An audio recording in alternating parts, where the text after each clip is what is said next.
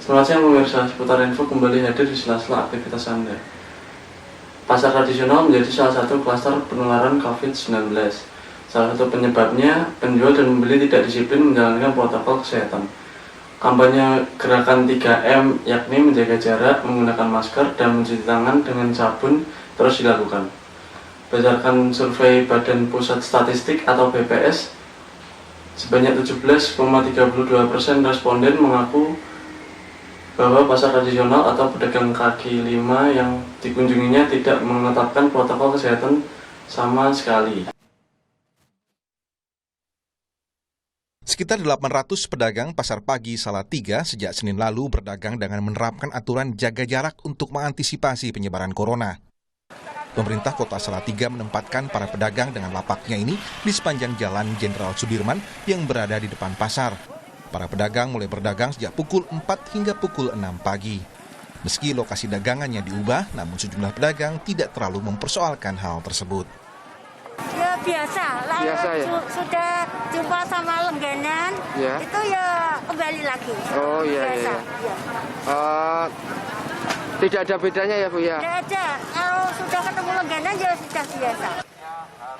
Selain menata ulang posisi pedagang dengan memperhatikan protokol kesehatan, pemerintah Kota Salatiga juga mengingatkan kepada pedagang dan pembeli untuk tetap menggunakan masker dan mencuci tangan setiap selesai melakukan kegiatan mereka di pasar. Saya menghimbau, mengajak kepada seluruh para pedagang untuk mentaati protokol-protokol yang sudah ditentukan.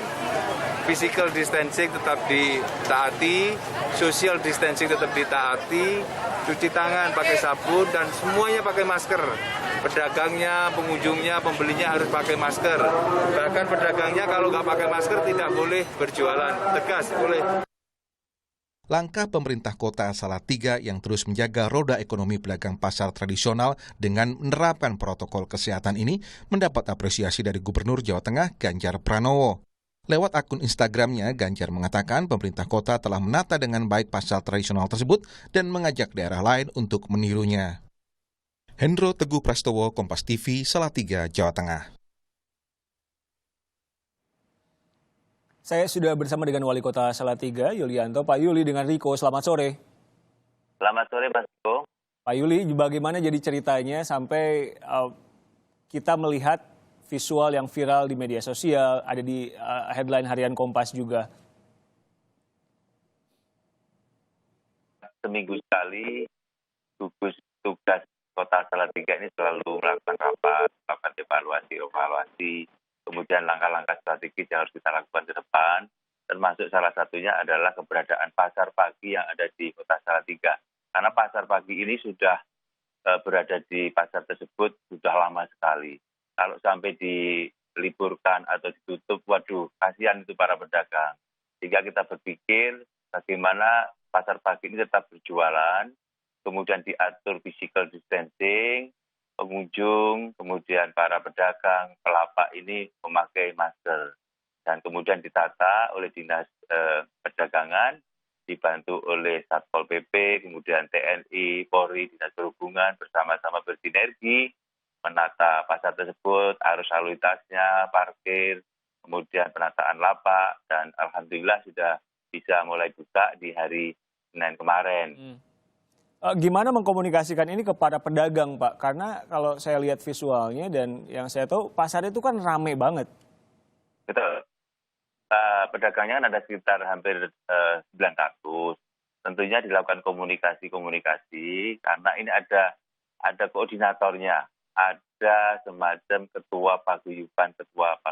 Itulah yang diajak berembuk karena setiap jenis dagangan, setiap jenis komoditi, misalnya daging, itu ada ketuanya sendiri, kemudian ayam ada ketuanya sendiri, sayur ada ketuanya sendiri, buah ada ketuanya sendiri, bumbon juga ada ketuanya sendiri. Jadi kelompok-kelompok itu yang diajak bicara, bagaimana untuk mengatur anggota-anggotanya dan ditempatkan di lapak-lapak yang sudah dibuat kotak-kotak dan dinomorin. Itu yang dilakukan oleh teman-teman yang ada di lapangan. Begitu Mas Riko. Ini kan beroperasinya dari jam 1 sampai 6.30 ya Pak ya. Jadi setelah itu jalan biasa bisa dilalui kendaraan. Betul. Jadi memang begitu. Jadi kita tutup jalan dari awal Jenderal Sudirman, Bundaran, kemudian jam 1 ditutup, dan dibuka lagi jam 6.30 tepat para pedagang sudah bersih, sudah tidak ada aktivitas di situ, sudah bergegas, sudah disapu oleh petugas, sehingga pada jam 6.30 tersebut langsung kendaraan bisa lewat di Jalan Jenderal Sudirman di mana para pedagang berjualan. Pak Yuli, ini kan artinya pemerintah Kota Salatiga lebih memilih untuk ya sudah ini new normal, kehidupan normal yang baru, physical distancing-nya saja yang dijaga, protokol keselamatannya saja yang dijaga, bukan dengan membatasi atau justru melarang. Ya.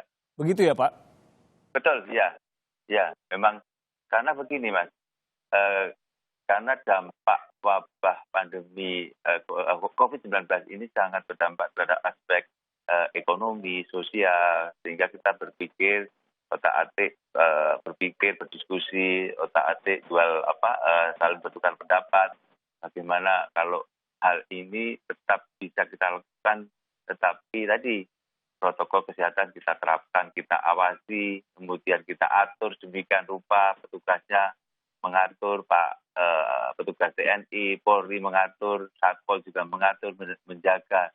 Coba kita lakukan semacam itu, kemudian tempat cuci tangan juga kita sediakan, semua pakai masker, bahkan kalau ada pengunjung yang nggak pakai masker pun, kita siapkan masker, boleh masuk tapi masker harus dipakai. Jadi kita berikan solusi-solusi, kita awasi kedisiplinannya, kita kendalikan, kita berikan solusi. Anda juga tadi saya lihat di visualnya sempat menggunakan toa, ikut juga memberikan imbauan.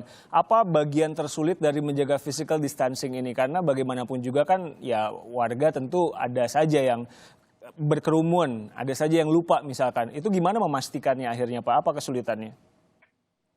Karena sejak wabah ini merebak, pemerintah Kota Salatiga melalui gugus tugasnya sudah terus mensosialisasikan untuk protokol. Sebanyak 13 karateka Jawa Tengah yang diproyeksikan mewakili Provinsi Jateng dalam PON 2021 di Papua menjalani tes fisik selama 1 hari di Kota Salatiga, Sabtu 7 November 2020.